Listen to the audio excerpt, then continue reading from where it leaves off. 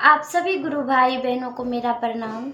मैं शिव शिष्या गंगा जी गुरु भाई बहन आज हम बहुत ही सुंदर शिव गुरु महादेव का चर्चा कथा लेकर के आई हूँ। अगर आप सबको अच्छा लगे तो मेरे प्लीज़ चैनल को सब्सक्राइब करिएगा और नए होंगे तो और लाइक करिएगा, शेयर करिएगा और अच्छे अच्छे हर हर महादेव कमेंट करिएगा गुरु भाई बहन। तो चलिए आज हम कथा की ओर चलते हैं। गुरु भाई बहन, एक समय की बात है, एक राज्य में एक गरीब शिव शिष्या के घर महादेव की चर्चा प्रतिदिन किया करती थी और वहाँ पर एक मंदिर पे होता भी था। तो एक दिन शिव शिष्या गुरु भाई बहन रोजाना के दिन भगवान शिव के लिए जल भरने के लिए नदी किनारे गई और जब नदी किनारे जल भरने गई तो जल भरते भरते वो महादेव का भजन गा रही थी।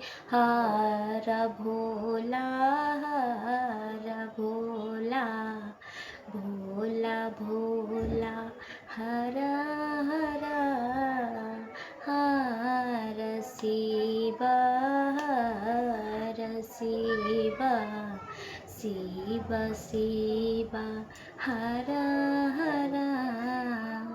गुरु भाई बहन ऐसे भगवान शिव का भजन गाते हुए शिव शिष्या वहाँ पर जल भरी नदी किनारे और रास्ते से आने लगी। तब महादेव के द्वारा ही एक भेजा हुआ आया था दूत।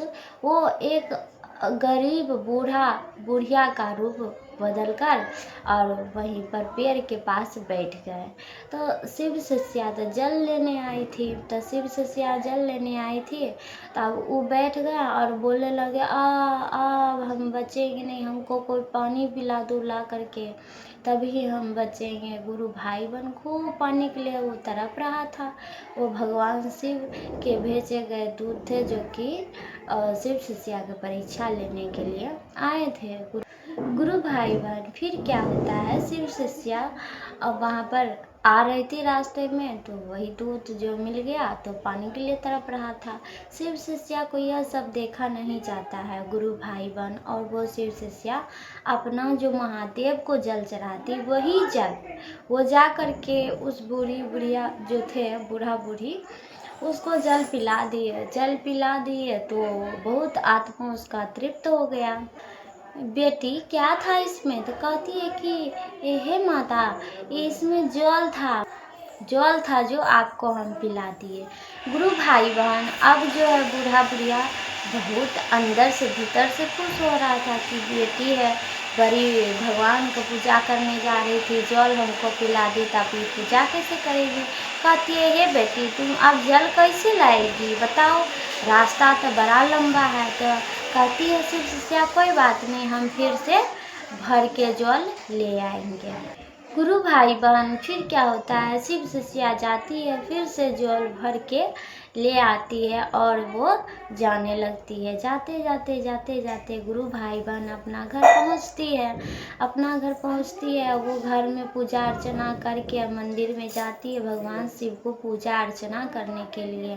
तभी क्या होता है गुरु भाई बहन की शिव शिष्या भगवान शिव को वो प्रसाद जो बनाए थे वो खीर का प्रसाद बनाए। गुरु भाई बहन शिव शिष्या जो प्रसाद बनाई थी वो खीर का प्रसाद बनाई थी भगवान शिव को भोग लगाने के लिए। तभी गुरु भाई बहन वही भगवान शिव का जो दूत था वो फिर से आ जाता है शिव शिष्या के पास ही, और वो बैठकर रोने लगता है कि मुझे बहुत जोर का भूख लग गया है। कोई गुरु भाई बहन वो जो बूढ़ा बुढ़िया दूध के रूप में आए थे वो कहते हैं कि कोई कुछ थोड़ा अनाज हमको खिला देता तो मेरा फिर आत्मा जो है वो तृप्त हो जाता, पर यहाँ तो कोई है नहीं, कौन खिलाएगा मुझे, ऐसा कहकर वो बोलने लगते हैं। तभी गुरु भाई बहन जब शिव गुरु महादेव की चर्चा पूजा आराधना शिव शिष्या का संपन्न हो जाता है तो वो भगवान को भोग लगाते हुए और वो सबको प्रसाद बांटते हुए पहले जा कर के वो बूढ़ा बुढ़िया के रूप में जो भगवान शिव के आए दूत थे उसको पूरा भर पेट खिलाते हैं और बोलते हैं कि और कुछ चाहिए हो तो मुझे आप बताइएगा। गुरु भाई बहन प्रसाद तो घट जाता है जिसकी वजह से शिव शिष्या फिर से महादेव का थोड़ा प्रसाद जो बचा हुआ होता है वो अलग से फिर से बनाती है और वही जो थोड़ा सा बचा हुआ होता है उसी प्रसाद में मिलाकर सबको वितरण अच्छे से कर देती है और सब कोई आरती लेकर प्रसाद लेकर अपने अपने घर चले जाते हैं। और वो बूढ़ा बुढ़िया जो होते हैं वो अब कहते हैं कि मैंने इसका तो दूसरा भी परीक्षा ले ही लिया, अब इसका तीसरा परीक्षा लेकर के देखता हूँ कि ये कैसी भाव की शिव शिष्या है। 2 परीक्षा में तो ये सफल हो गई। गुरु भाई बहन ऐसा कहकर अब वो जो दूत थे बोलते हैं कि बेटी, मैं बहुत ही दूर से आया हूँ और काशी जाना है मुझे, इसके लिए मुझे 2-3 दिन ठहरना पड़ेगा। क्या तुम्हारे आश्रम में मुझे थोड़ी सी जगह मिलेगी? हाँ हाँ, क्यों नहीं। ऐसा है कि मेरे घर में कोई है नहीं और आप रहिएगा तो ये तो बहुत मेरे लिए सौभाग्य की बात है, क्योंकि आप तो काशी के तीर्थ यात्री हैं। गुरु भाई बहन अब क्या होता है कि शिव शिष्या उसे उस यात्री जो बोले तीर्थ पे जाना है उसे अपने घर में शरण देती है, अच्छे से बिस्तर उस्तर लगा देती है और वो पूजा आराधना करके जब घर वापस आती है तो उसके लिए अच्छे से भोजन पकवान बनाती है जो उसे जुटता है। और भोजन पकवान बनाकर गुरु भाई बहन, उसके माँ बाप नहीं होते जिसकी वजह से वो रात में उसका अच्छे से सेवा आदर करती है, क्योंकि उसके माँ बाप नहीं होते हैं। इसलिए वो बोलते हैं कि बेटी, मैं बहुत ही थका हुआ हूँ, क्या तुम मेरी पाँव दबा दोगी? तो फिर वो शिव शिष्या उनकी पाँव भी दबा देती है, माथे में तेल लगा देती है और गुरु भाई बहन उसका बहुत ध्यान रखती है। यहाँ तक कि फिर जब 3-4 दिन पूरा हो जाता है तो वो शिव शिष्या के यहाँ से जब जाने वाले होते हैं तो भगवान के दूत कहते हैं कि ये तो बहुत ही अच्छे स्वभाव विचार की है, अब मैं यहाँ से जाना चाहिए मुझे और जा करके महादेव को सारी बातें बतानी चाहिए। गुरु भाई बहन अब उसके दूत चल जाते हैं शिवलोक महादेव के पास और महादेव को जाकर सारी बातें बता देती है, सारी जो भी उसके साथ बीता था वो सारी सच्चाई वो बता देते हैं शिव शिष्या के बारे में। जब भगवान शिव माँ पार्वती यह चीज़ जानते हैं तो उसको बहुत ही खुशी होती है कि कोई तो है पृथ्वी पे जो मेरा सच्चा भक्ति आराधना कर रहा है और करते रहेगा। अब मुझे उस मेरे भक्त के पास मुझे जाना चाहिए। गुरु भाई बहन ऐसा कहकर अब शिव शिष्या के पास भगवान शिव माँ पार्वती दोनों आ जाते हैं और शिव शिष्या को मंदिर में ही दर्शन देते हैं। गुरु भाई बहन अब शिव शिष्या भगवान शिव को प्रणाम करती है सबसे पहले और कहती है, हे शिव गुरु, हे महादेव, मैंने जीवन में कभी भी कोई भी पूजा आराधना आपके सिवा नहीं की, किसी देवी देवता का नहीं की, बस सिर्फ आपको ही अपना मानी। हे शिव गुरु, हे महादेव, आप तो दया के सागर हैं, आप तो तीनों लोकों के देव महादेव है, दानों के दान महादानी आप हैं। हे महादेव, हे भोले भंडारी शिव गुरु महादेव, आपका दर्शन पा करके मैं धन्य धन्य हो गई हूँ। हे शिव गुरु, हे महादेव, मेरे तो माता पिता भी नहीं हैं, अब सब कुछ तो आप ही है, दया के सागर महादेव, अब मेरा धन्य धन्य जीवन हो गया है। गुरु भाई बहन महादेव कहते हैं कि बेटी, तुम सदा खुश रहो और तुम मेरी ऐसे ही भक्ति आराधना करती रहो, जीवन में कभी तुम दुखी नहीं होगी। ऐसा कहकर भगवान शिव उसे आशीर्वाद देते हुए गुरु भाई बहन उसके बहुत सुंदर घर द्वार बना देते हैं, अन्न धन से परिपूर्ण कर देते हैं गुरु भाई बहन। और साथ ही शिव शिष्या भगवान शिव की पूजा आराधना करती है अच्छे से, तभी भगवान आशीर्वाद देकर वो विलीन हो जाते हैं वहाँ से। गुरु भाई बहन जब लोग आसपास के आते हैं तो शिव शिष्या के इतना सुंदर घर द्वार अच्छे स्वभाव विचार देखकर बहुत प्रसन्न होते हैं और उसकी जानकारी लेने के लिए सब वहाँ पर भीड़ इकट्ठा कर देते हैं।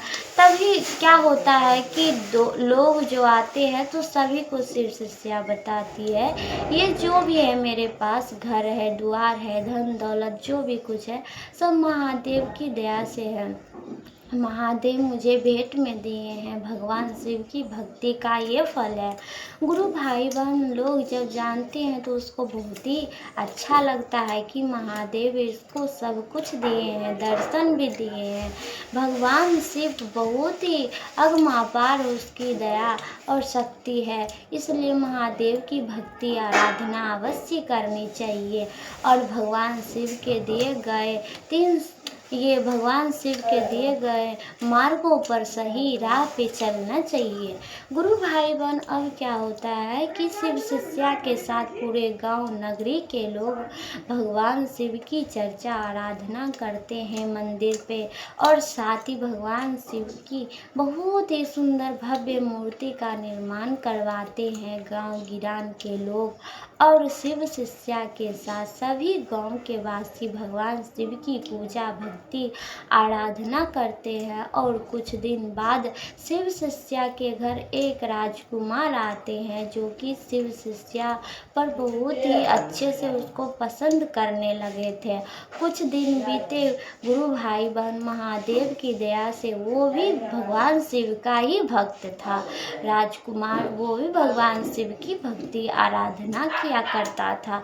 धीरे धीरे कुछ समय बीता और गुरु भाई बहन महादेव की दया से महादेव के ही मंदिर में जाकर वो राजकुमार और वो शिव शिष्या दोनों मिलकर, गांव वाले मिलकर उनका शादी करवा दिए। गुरु भाई बहन, अब शिव शिष्या और राजकुमार की शादी संपन्न होने के बाद बहुत ही भव्य शिव गुरु महादेव की चर्चा ये सब हुआ, भंडारा हुआ उसी के खुशहाली में।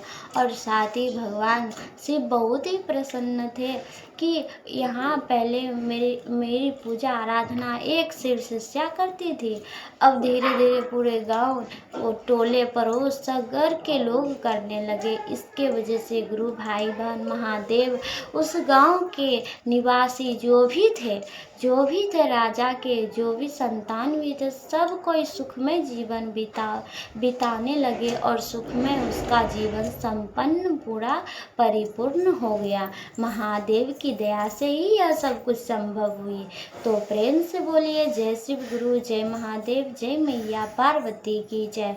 हे शिव गुरु, हे महादेव, जो मेरी कहानी को सुनते हैं, समझते हैं, उपकार भरते हुए सबके ऊपर आप अपना दया बरसाना। जय शिव गुरु, जय महादेव, जय मैया पार्वती की जय। हर हर महादेव। ओम नमः शिवाय, ओम नमः शिवाय।